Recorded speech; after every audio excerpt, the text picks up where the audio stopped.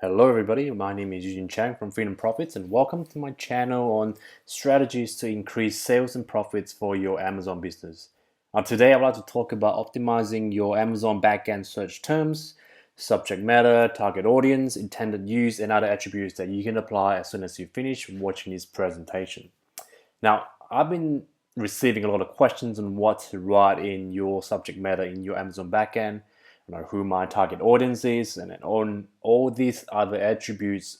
So I've decided to create a video specifically for you to understand and apply this for your own products.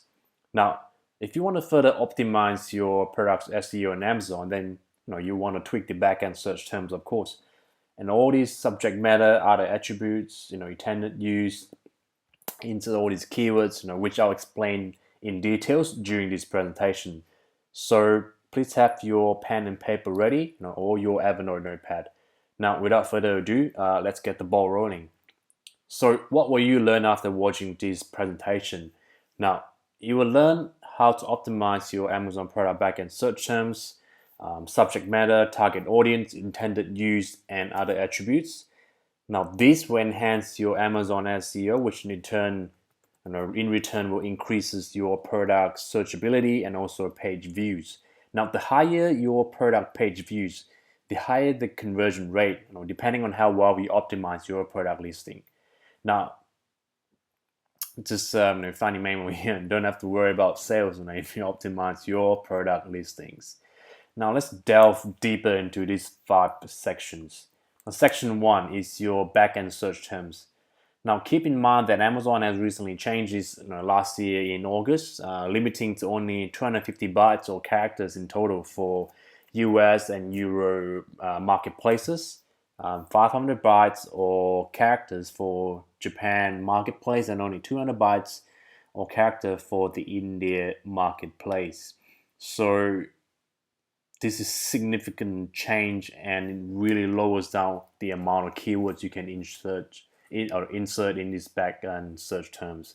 Now, Amazon stated that characters that exceed the limits prescribed by them, and however, will not be indexed. So it is important to keep this in mind.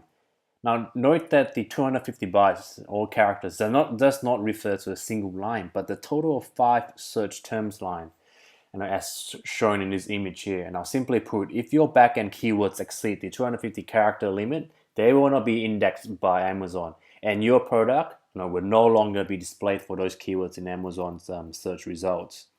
So this means that sellers have to only use relevant and primary keywords in this section, and not just copy and paste a whole bunch of keywords in here.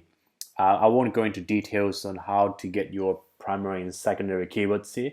So let me know if you're interested in learning more about my keyword research strategy. Now, you can use online character count tool to calculate the total characters.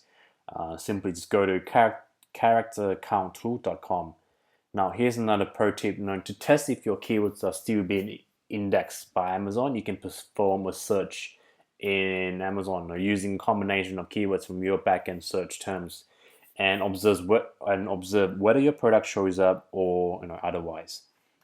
So the next, let's discuss what to write in the subject matter. Yes, please tell me more, or Amazon more, about your product. Now, if you hover your mouse to the about icon next to subject matter here, it will say, please refer to BTG. So what does this BTG means? Now, first of all, BTG means is an abbreviation for Browse Tree Guide, which is showing the notes and classification for products on Amazon.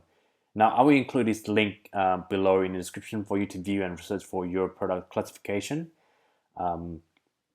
So you might be thinking, what does this have to do with subject matter? It's kind of confusing, isn't it? Well, basically, Amazon wants to know what is your product about. What image does your product depict? Now, I'm going to use a whey protein powder as an example here. So if you're selling whey protein powder, your subject matter would be muscle building, muscle recovery, outdoor activities, weightlifting, or something along those lines. So moving on to the next section, the third section is the target audience. Now this is pretty straightforward here. So for whom is the product intended? Now who uses your product? Have to really know about this. Just like the claw machine here, you have the doll that you specifically want to grab and win. So again, let's use an whey protein powder as an example here. So the target audience would be, say, bodybuilders, athletes, fitness enthusiasts, CrossFitters, or any other audiences along those lines.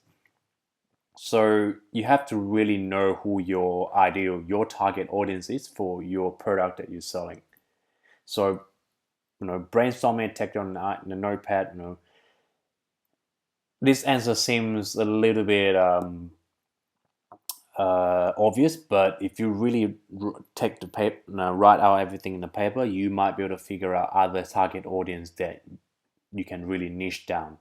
So the fourth section here is other attributes.